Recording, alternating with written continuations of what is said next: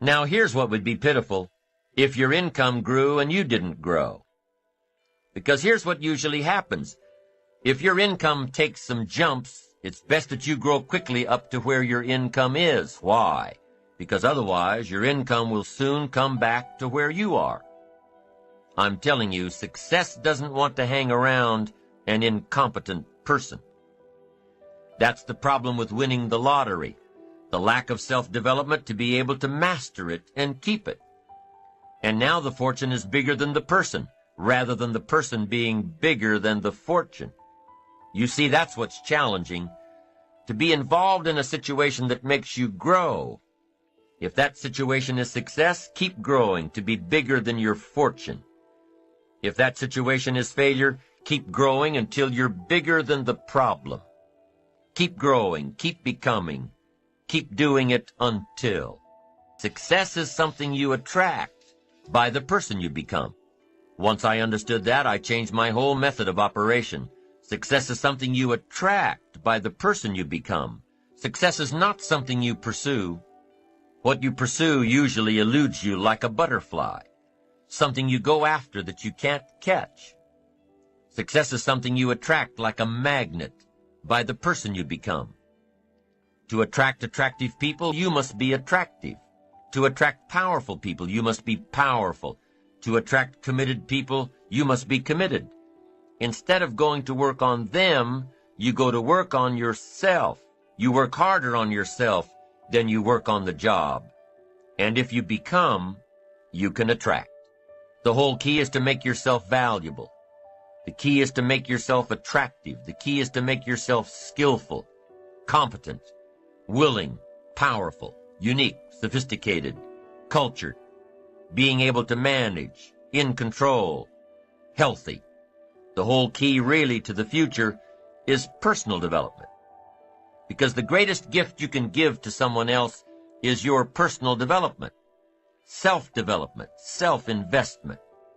The greatest gift you can give is your own personal development. If I become 10 times wiser, 10 times stronger, 10 times brighter, 10 times more competent, think of what that will do for my success. If I grow, think of what that will do for my future. Self-development earns success.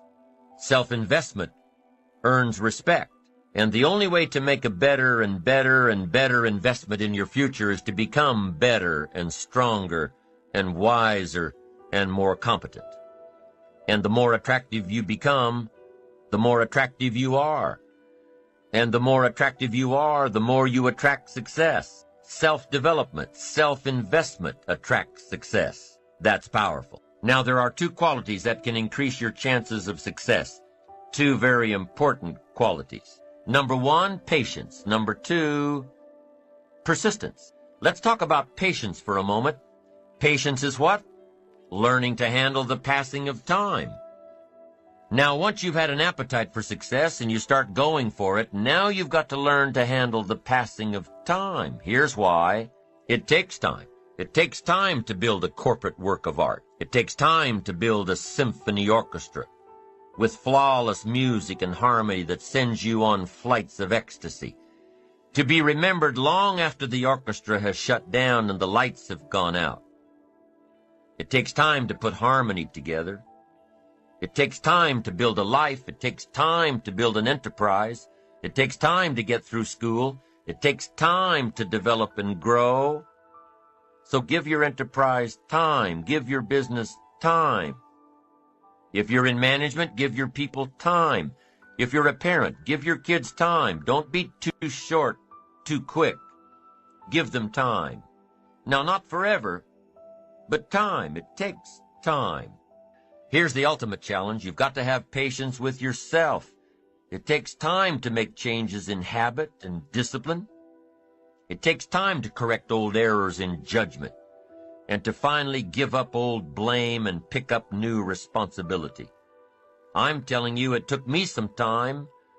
I used to blame the government and blame taxes and blame the company and blame the marketplace. It took me a long time to give that up.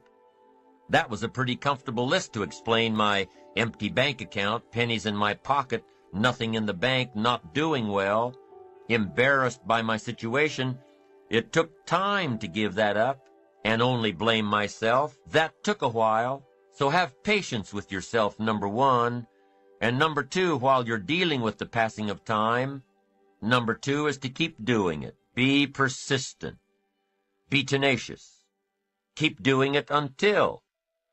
As long as you are patient and persistent, it's hard to elude success. As long as you maintain patience and persistence, tenacity, there's only one person, just one person, that will draw the line between success and failure.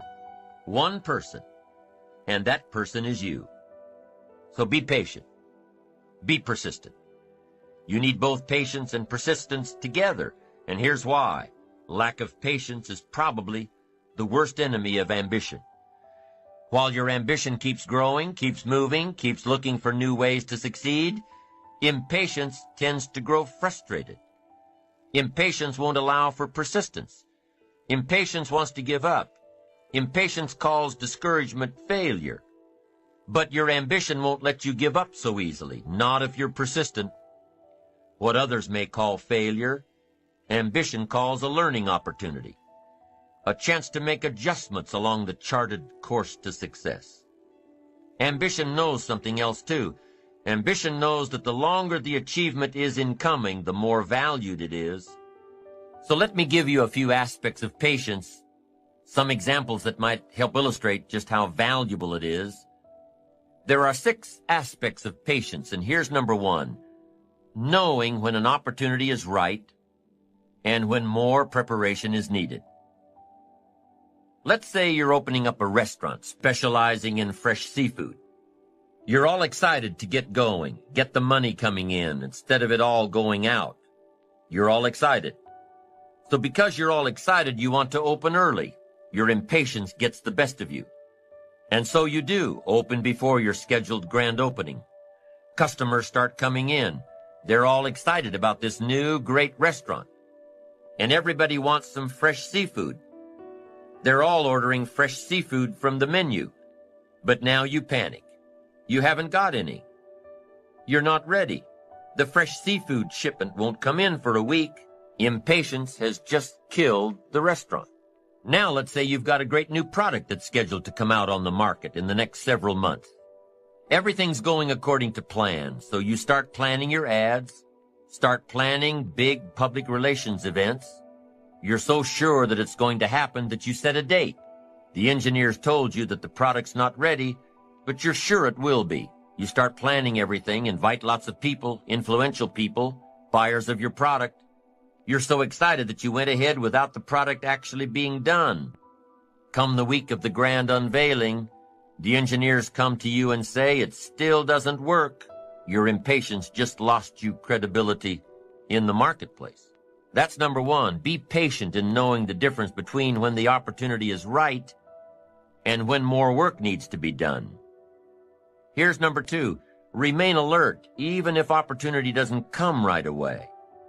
Make sure that your patience allows you to keep your eyes open and ready for opportunity. Keep looking. Be patient. Number 3, keep preparing for opportunities, even if there's a delay. Even if things aren't going just the way you think they should, keep your disappointments at bay and keep getting ready for opportunities. Be prepared. Always be prepared. Don't let impatience allow you to give up. Number 4 in patience. Take the little setbacks in stride. Take the little successes in stride. Don't let small disappointments discourage you. Don't let the little successes delude you. Avoid the emotional roller coaster that will always disrupt your plan. Number 5, if you're waiting on the decisions of others, be patient. You cannot control the decision-making abilities of others. You cannot control their timing. If your project was to come up before the board in one meeting and time ran out, and they moved your project to the top of the agenda for the next meeting, be patient. Don't be frustrated about what you have no control over. And number 6, take a vacation from your ambition. If you've been working day after day, week after week, month after month without a break, take a vacation from your ambition. The patient person, secure in their ambition, knows that the drive and ambition will still be there, even after some time off. As a matter of fact, with some time off, the ambition will have a stronger pull than ever when you come back to it. Persistence is patience in action. Persistence is creative, always looking for new opportunities. Persistence is courageous. It doesn't give in to fear. Persistence is hopeful. It doesn't let discouragement through the door. Persistence is positive. It keeps you on track with your plans and your goals. And the last thing that persistence is cheerful. Not gloomy, cheerful. Time is the mightiest force in the world, or even in the universe. Why would you ever choose to fight time when you could have time on your side? Who wouldn't want to harness the great river of time that flows through all of life? Why wouldn't you want to use the power of time to generate power in every area of your existence, to turn the turbines of your hopes and dreams, to charge your every aspiration with lightning bolts of electricity? Well, there is only one way to make time work for you, not against you, and that's with patience. True patience is more than just a waiting game. Patience doesn't mean you sit around hoping for something to happen. Patience is not a passive quality. Don't concentrate on things you can't influence. Instead, focus on things you can control. It's strange, but young people have a much more difficult time with patience than people who have more experience in the world. It seems like the older people get, the more able they are to wait, despite the fact that sometimes they have considerably less time to wait in. You could argue that older people ought to learn how to act quickly and decisively, while younger people need to learn how to wait. When you're young, you really have just about all the time in the world, and you just can't wait to use it. For a young person to have patience is a rare and powerful thing. How can we explain that impatience of the young? Maybe it's because when you're a teenager or in your early 20s, 1 year seems like a very long time. 5 years seems like forever, and 10 years is almost more than you can possibly imagine. But more mature individuals can actually look back 10 or 20 or even 30 years. And they can use the knowledge they've gained to create patience and a sense of perspective. A patient man is always richer than the impatient one because the patient man can always afford to wait. The patient man is never desperate. The patient man has time to spare, while the man in a hurry is always on the verge of bankruptcy as far as time is concerned. In any situation you can think of, impatience is a source of weakness and fear, while patience is substance and strength. Here's the formula for success and the formula for failure. Here's the formula for failure. A few errors in judgment repeated every day. Why would we repeat an error in judgment another day? Here's why. Disaster doesn't usually fall on you at the end of that first day. If you suffer dire, disastrous consequences the first day of mistakes, see, we would quickly change. I mean, overnight, we'd be burning the midnight oil, how to avoid and change it all so that these disasters don't happen again. But failure is subtle. Failure just takes you down the road you really don't want to go, but it doesn't seem like the consequences are going to be severe at the end of the first day, at the end of the first week. But you can't let yourself get faked out. Now, here's the secret to success. A few simple disciplines practiced every day. Now you're on the road to success, and you can turn anything around. Once you see that you're suffering either early consequences or severe consequences, all you have to do now is shut down that route, pick another destination and start going that way with some easy disciplines that day by day gather momentum, and now one success leads to another, leads to another. Here's what we call that: disciplines. Easy disciplines. And then remember this in your personal development quest. All disciplines affect each other. Every discipline affects the rest. Every lack of discipline affects the rest. Every discipline you neglect affects the rest. What's interesting about success is starting a new discipline, a couple of new disciplines, and sure enough, once you've gained just a little bit of success in a couple of new disciplines, it'll inspire you to clean up the rest. It'll inspire you to fine-tune all of your other disciplines. Each new affects the rest.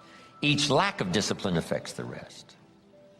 So starting on this journey of new discipline, solving problems, going from errors in judgment to easy disciplines that can change it all. And if you start that journey, it doesn't take long for new signs of success to appear.